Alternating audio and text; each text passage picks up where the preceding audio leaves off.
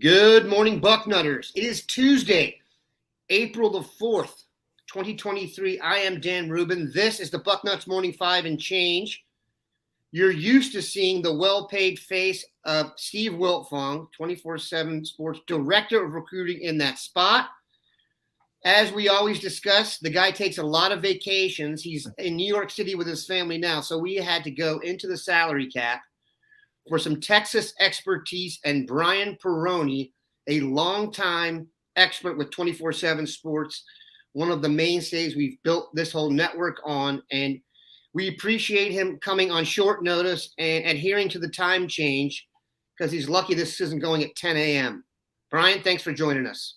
I appreciate you having me on. So big week this week for Ohio State. We're going to get into all of the Texas recruiting info. Brian officially runs the Texas A&M site and is a big guy on that. So we're going to get in some Aaron Nolan chatter later on, and everyone is geeked for that. But first, we will start with our favorite Buckeye of the week, and that is James Peoples, running back out of San Antonio. There's nothing like boots on the ground. I think, Ohio State lost arguably the top running back in the state, Jordan Marshall, to Michigan. So panic had ensued. And Tony Alford came through in a big way by getting a commitment from James Peoples after a visit. Take us back to maybe the first time you saw James Peoples. Put him in context with what you think you've seen in Texas. Ohio State has obviously done a lot of good recruiting in Texas. We all remember J.K. Dobbins and such. Tell us what Ohio State's getting and just how psyched we should be.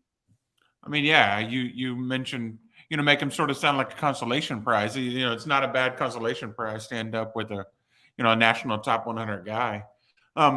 Peoples is, sort of like Dobbins in that it's a little bit of a smaller school, not small school by any means, but I can't remember the last time I covered a kid from Veterans Memorial. He actually might be the first one, but he really started making his name on the camp scene, going to camps at Texas and Oklahoma and some other schools really after his sophomore year. And people just started, who is this kid? The kid that's jumping out just on the paper, and people didn't really know a lot about him because, like in San Antonio doesn't produce a ton of top prospects. Not one of the bigger cities for No, they don't. And when you go to San Antonio, it's really usually a couple of schools that people are going. So coaches really had to make that special drive over there to Veterans Memorial, and Peoples made them do it.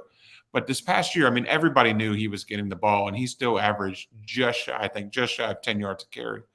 And, helped them make a pretty deep playoff run. And really, I mean, they were a good team, but, you knew that it was going to be him. He ran for 2,000 yards or just shy of 2,000 yards. And, you knew he was getting the ball, and still nobody could stop him. I mean, he's, he can catch out of the backfield. I know that, that was one thing Dobbins was really good at. He's not the same player. I don't want to compare anybody, to a five-star like Dobbins, but, he is similar, has sort of that similar skill set in that, he can do a lot. You can line him up in the slot. You can do a lot of things. So, I don't know if he's necessarily a guy that's going to, take 30 or 40 carries a game, but, he could. I mean, he possibly could. I know that's not even really what college football is nowadays. You just don't have those running backs. But I think, he's a guy that can do it all. He's a 3-down back, and I think Ohio State fans are really going to like him.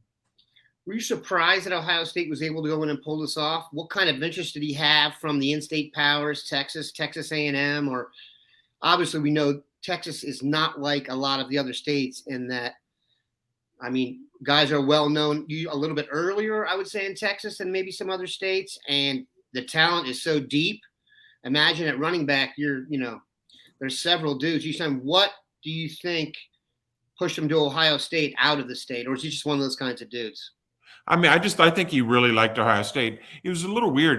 Texas A&M never offered, didn't even really show much interest, and I'm honestly not sure why, other than the fact that, I mean, it's a really deep year in the state of Texas for running backs, like real deep. I know Ohio State has offered some others. A&M's really after Taylor Tatum, which is they had offered Taylor Tatum and Tajuan Lacey out of Lancaster. Yeah, so A&M's offered both those, but I know Texas was after Peoples real hard, as were several other of the local schools. But really, in the state of Texas, you don't see those kids that have, that just want to stay home.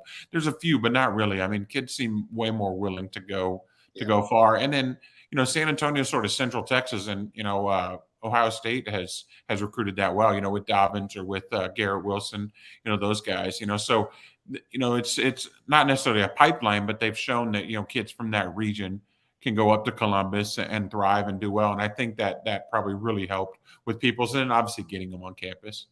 He's on campus and then commits, almost right after. He obviously, loved it there, and that's the main thing is individual kids. But I do think Ohio State is sort of building that, a little bit of, convincing the Central Texas, the Austin and San Antonio, small town areas around there that hey, look what I've done before you.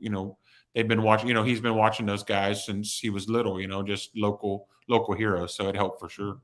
Oh, they've done well. I mean, it's not surprising because Texas is the stuff of lore when it comes to high school football. But from Baron Browning to J.T. Barrett, J.K. Dobbins, Jeffrey Okudah, Garrett Wilson. I mean, the alumni fund just coming out of that group is just incredible.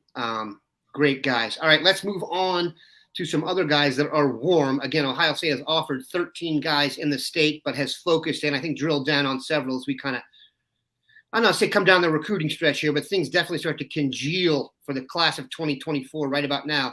The next guy I would like to discuss, Peyton Pierce. Very highly recruited player and has been blowing up recently.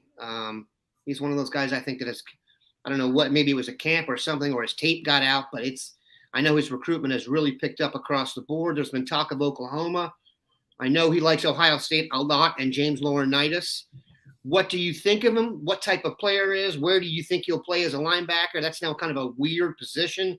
Yeah. And the high school linebacker now rarely plays a similar spot in college. Kind of break it down for us if you could. So I think a lot of the reason that schools love Peyton Pierce is that he is just an old school Mike linebacker.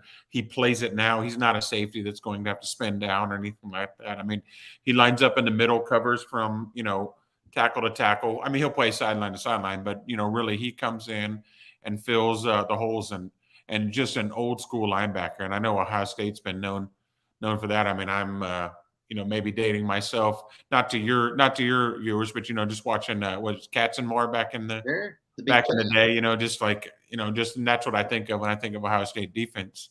As a player though, I don't really know why all of a sudden he's becoming so popular because he actually didn't play this past year. He was injured as a junior and missed the season, and I know he's getting back to full strength. He may actually be back. He's going to play senior year, no problem, but. I don't know what it is that, schools are all of a sudden just really hard after him. But, most schools have been after him, since he was a freshman. He played at Allen, a powerhouse there. That's where, Kyler Murray and people went. He played there as a freshman before moving over to Lovejoy, which is next door. And just, like I said, just an old school, just throwback linebacker. He's a wrestler, so that sort of shows his athleticism and everything. So, yeah, he's a guy that a lot of schools really covet. Like you said, I cover Texas A&M. They would love to have him. They got him on campus recently, but I know Ohio State is the one with the buzz, and I believe he was up in Columbus as well recently. And they have a lot of buzz, and I know he really likes it up there. So, yeah, I mean, when I think of Big Ten football, he's like the type of linebacker that I think of. That was a nice review right there. He will fit right in. And like we said, I don't think they brought James Laurinaitis in to get, that's it's helpful to be able to see someone who maybe did it just like you and got it done. All right. The guy who I think they also really want, and like I said, they've had success with corners, Jeffrey Okudah being one, Kobe Black. We haven't talked about him quite as much. I'm not sure why, but I know that they really want him. I know why. He hasn't done an interview in a year. He just I caught him in person. Okay, other than that, it's not that he's not a prima donna by any means, but he doesn't, he's just fine with just going about his business.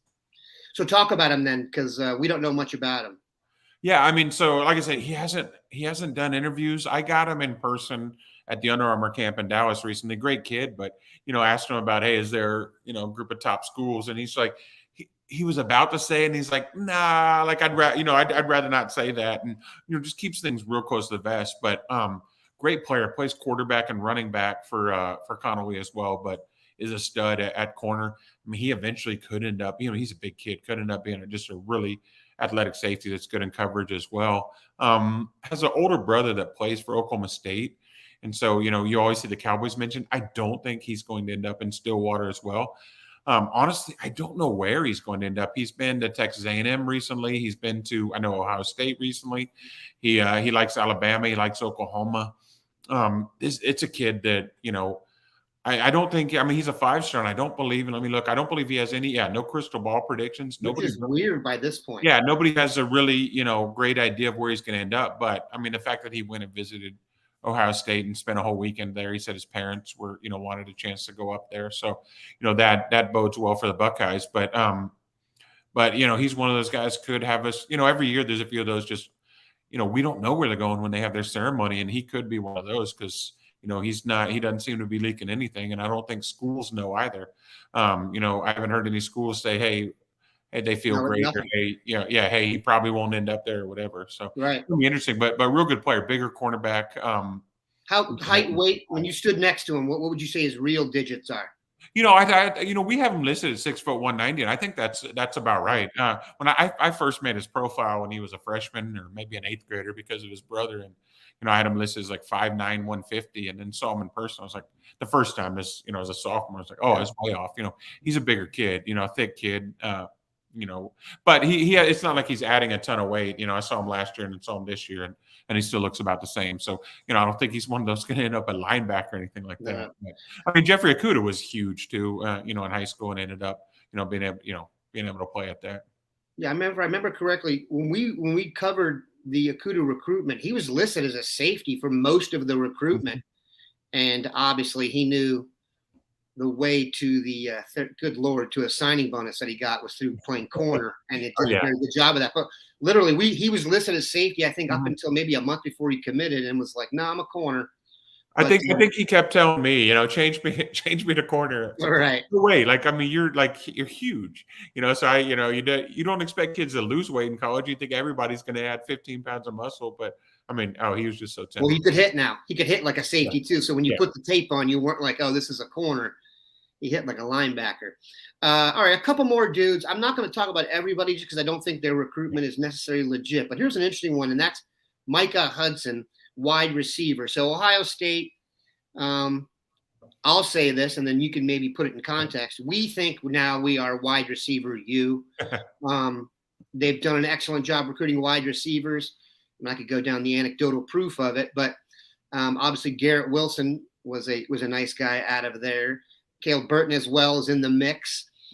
Micah Hudson has an offer from Ohio State. Ohio State has a commitment from Jeremiah Smith. There are a lot of people in the crystal balls rolling for Mylan Graham out of Indiana to go to Ohio State. Jeremiah McClellan, a wide receiver out of St. Louis, was crystal balled to Ohio State yesterday by the Fong, which I say usually means the guy's made his first tuition payment. So that brings us, Ohio State is going to take 3 or 4 receivers. So what that means now is to take a 4th receiver, assuming they get the crystal ball guys, it would have to be someone of serious ilk. Is Micah Hudson the kind of guy that you think is a take at any time receiver? Yes. You take Micah Hudson. His school, this was actually technically their first varsity season. It's a brand new high school, but his coach had been telling me about him as a freshman. Said, "Hey, this kid is going to be special." I was like, new school, they're playing, a JV schedule basically, and then look at the film, and he's just dominating, playing running back, playing receiver, playing everything. So this year they get in a real district, against really good competition, and they, I think they went 9-1 in the regular season, and he was a big reason why. I mean, he's an absolute stud, and. We talk about the Central Texas and the receiver. It's sort of a perfect storm for Ohio State because, Waco is Central Texas. It's not that far north of Boston. I've heard a lot of Ohio State buzz. He likes Ohio State. He's a kid that, is really probably going to take it down to the wire. Right. He's going to look at a lot of factors, but I know that he's got, real strong interest in Ohio State right now. And just sort of that, it helps, like I said, he definitely knows who the, Garrett Wilson and those other guys are.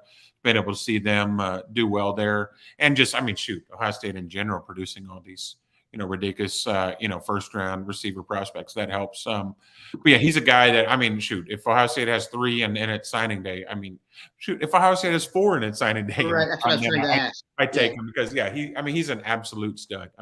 He's, incredibly athletic, great, fast, great after the catch. He's he's going to make a difference somewhere, a big difference somewhere. Yeah, that's awesome. That's what I was kind of hoping you would say there. I want to try and put this in context, and then I'll let you boogie. Ohio State was fighting a little bit of a perception issue, I think.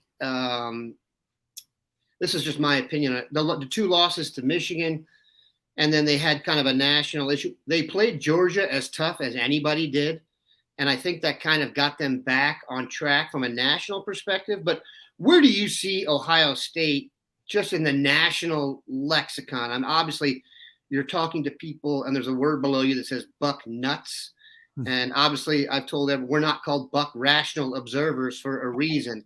But where do you put Ohio State in context? So for example, when a great player from Texas gets an offer from Ohio State, Alabama, Georgia, Texas A&M, where do they fit in right now? And just kind of your national vibe on them from the Lone Star State perspective. I always think of Ohio State as one of the biggest offers, to be honest. That and Alabama. Whenever I see a kid either post or tell me about an Ohio State or Alabama offer, I make sure to tell Bill Kurelic or Hank South to the Alabama site, because I know that's a big deal. Not a ton of offers go out, and I know that kids think of that as a really big offer. So that's one. When I see they've over the spring, man, maybe it's about 2 months ago now, Michigan came to the state of Texas and offered about 20 kids. I think 6 or 7 different running backs. Ohio State doesn't do that. Ohio State offers because I think they realize that it is more, seen as more prestigious. And as a program, Bucknuts, they live and die by every game. And, the Michigan game was a huge deal. Naturally, I don't think that's the case. Fans don't notice every single game. Ohio State has been in the playoffs. They're, so I was seen as top 5 national program, and I don't think anything this year changed that at all. So yeah, I know kids in Texas, like I said, when they get that Ohio State offer, they almost always schedule that trip to go up to Columbus and see, and that's not the case with other schools. Really, Alabama is the only one I can think of off the top of my head that kids are like, oh, I need to get out to Tuscaloosa. So, even Georgia, Georgia's got that SEC deal where they offer a lot of kids, a lot of them, and, most of them may not be takes, but yeah, Alabama and Ohio State are really seen as those prestigious offers that kids need to go see. All right, let's finish right in your wheelhouse. Texas A&M has been I'll tell you what, been a fun beat to be on the last 2 years. I bet no short of fun in air quotes. That's one way. Not a lot of sleep, but a lot of. I guess you have a lot of. I guess the word now is content. So here's what I'm fascinated by, and I think because Ohio State was in the mix with a couple of them, that defensive line they recruited last year, did it have the impact you expected? I've never seen a collection of that level of, maybe Ohio State wide receivers would be the only group that could even challenge that group they got. What's going on with that group? Do you expect some of them have already boogied? What was that like, and what do you expect? And kind of take it from there. Oh, it's just weird, covering recruiting in that class. That's when A&M set the single season, I guess, all-time points record. Since recruiting ranking started in 2001. So they set that, and covering that class, it was like every kid they were after, they seemed to get. It was easy at that point. Like, oh, I wonder who they're going to announce for. But yeah, the defensive line group, they did lose. Really, though, actually, we're talking about they lost some. That's the one group they didn't. Anthony Lucas did. He was a top 50 kid out of Arizona. He left. I believe he's at USC. But other than that, they didn't lose the defensive lineman. And that's why, sort of scary. This spring, I've been to a few practices, and the offensive line has injuries, sort of a mash unit, but it's just really not fair. I was going to say, that, yeah. And you got, Gabriel Brownlow-Dindy was a 5-star. He was injured last year. He's healthy now. You have a former 5-star. He was a top 10 player in the country, and he's running with the 3s right now. It's just a really, really good group. They have Levius Overton. Yeah, LT Overton.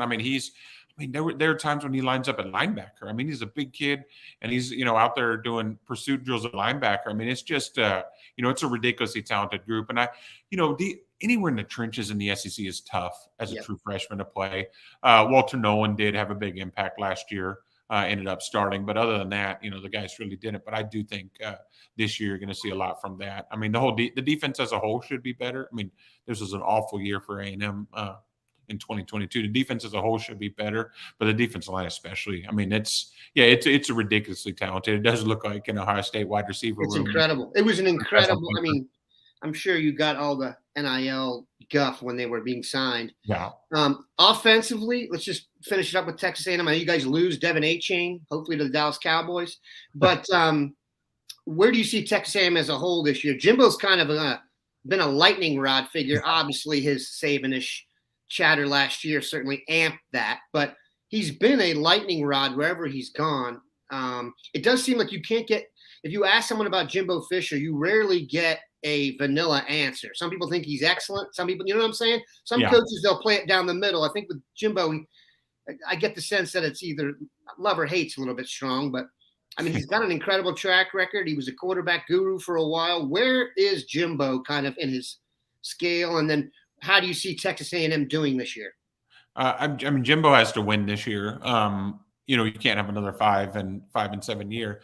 I know he's got that long contract, but I think he would be miserable. My guess, if it's not a great season again, I think he's miserable, at that point. And I think A&M, they would probably come to some kind of reduced agreement. That's just my guess. But this year, a lot of it's actually going to depend on Bobby Petrino. Jimbo was sort of forced to give up play calling duties. I think he probably would have preferred hiring an OC that would have let him, still be very, very involved. But, Bobby Petrino, A&M had gone after him. He had decided to take the job at UNLV. And then they went, circled back and came back in. I think the second time they talked was, hey, giving Petrino a lot more freedom. So, the offense is his. So it's going to be really interesting. And I think it really just depends on how the players take to his offense. I've heard good feedback coming from the players' camp. And they have a veteran coming back now, Connor Wigman. He was a 5-star true freshman, ended up starting the end of last year. They've got him coming back. Really, other than Achane, they have almost the entire offense coming back. Yep. Like at the combine, they only had 3 players total, and 2 of them were defense. So, 19 starters. So, you have the entire offense coming back. So, they should be a lot better than last year. What happens? I don't know. A&M never, the preseason expectations, if they're good or bad, they usually do the opposite. So, I have no idea and that's from even before Jimbo. That's a Sumlin, a RC Slocum. I mean, that's gone back forever. So, I mean, who knows? But they have the talent on paper to be a lot better this year.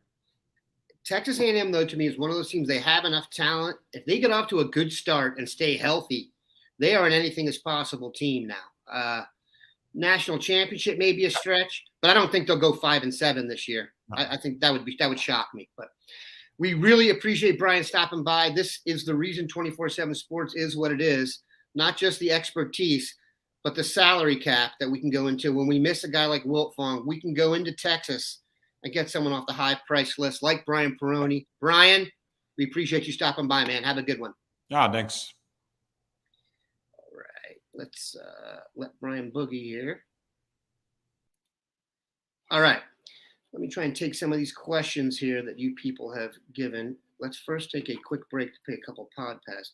I'm not sure what that is. Podcast bills. 23. Okay, a couple quickies. Sammy Brown. Let's talk about Sammy Brown, linebacker out of Georgia. I have a very good vibe about Peyton Pierce. I don't have a great vibe on Sammy Brown, though. I think he's incredible. You've all heard me talk about his wrestling and track exploits. I would be shocked if he did not end up at Georgia or Clemson. Get Bryce West, KJ Bolden, Aaron Scott, and Lockhart. That would be a DBI. Okay, we need to get Bryce West and Aaron Scott for sure, the 2 in-state guys that were on campus yesterday. KJ Bolden is related to Perry Eliano. I kind of think that would make us have a chance with him, and those would be the guys to go with. And then Kobe Black, I would think, would also be in the mix. Let's check this out. There's a lot of talk about CJ Hicks on here. I don't think anybody is going to be happy until CJ Hicks is a starter. You got to remember, though, that when Steel Chambers and Eichenberg decided to come back, Tommy, those spots are filled. He's going to have to be better than those guys to get on the field. Now, I'm sure they will have some packages to get him on there, and we've all heard about them getting Sonny Styles on the field in different packages. But Sonny's in a different position group. I think it's a little bit easier to move a safety around than it is one of your linebackers. See only so hit but a D. Oh, hello. Yeah, I think we need to give them a chance to get these guys on the field. As Brian was saying about Texas and playing in the SEC, Texas A&M, it's hard to get on the field as a freshman, man. It's just very, very hard.